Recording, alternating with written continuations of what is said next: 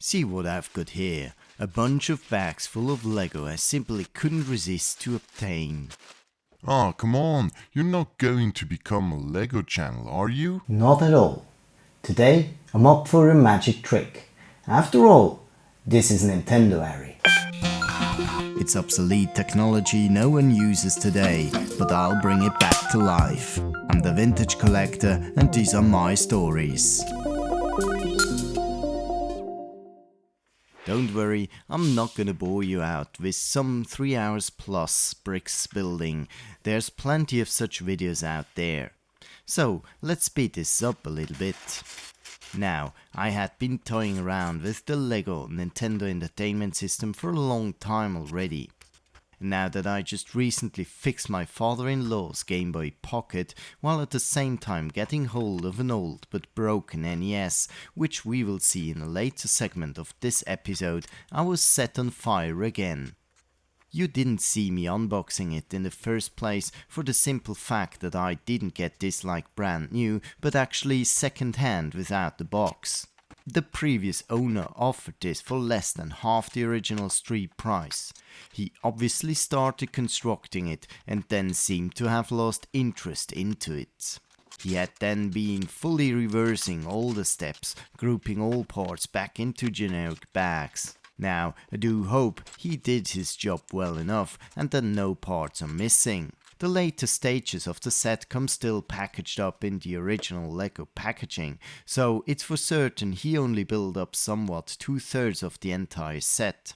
LEGO released this set in October 2020, so an entire 35 years after the original NES was released in the US.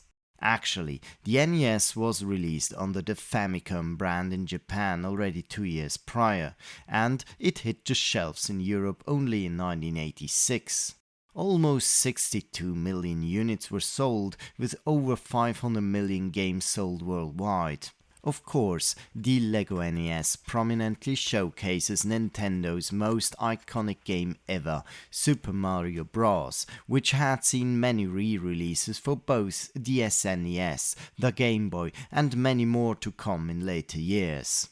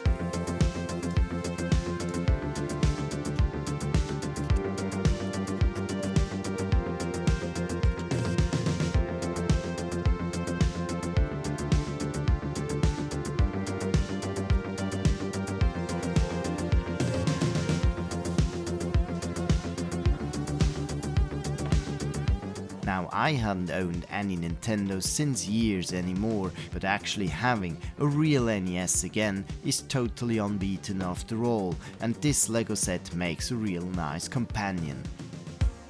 Alright, it took me just some 3 hours to come as far as this, a cute Nintendo Entertainment System built entirely from LEGO. And here we see the rotating screen mechanism of that retro TV in action.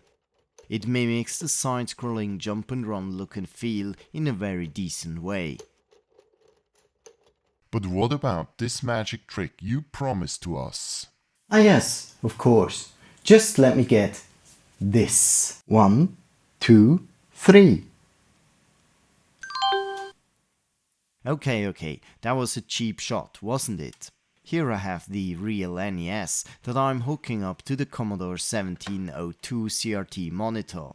Luckily, it has AV connectors, so I don't need to use the antenna port. But then, when powering it up, I get the dreaded red blinking light, and also the displays flapping between a black and white screen.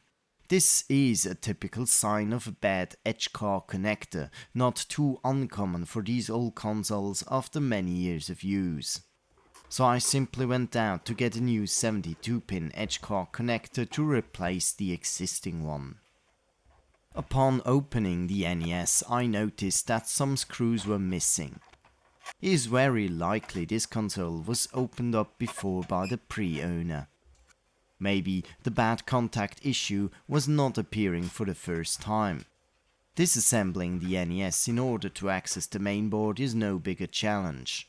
Eventually I end up unplugging the old connector and putting the new one in place.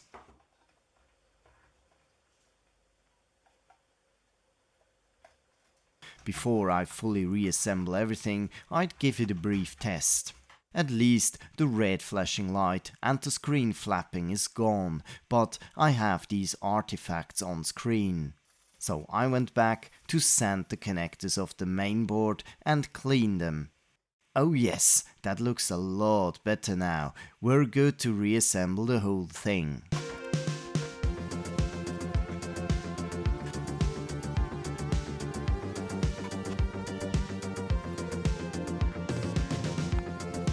As for the missing screws, I use some suitable replacement screws from my stock.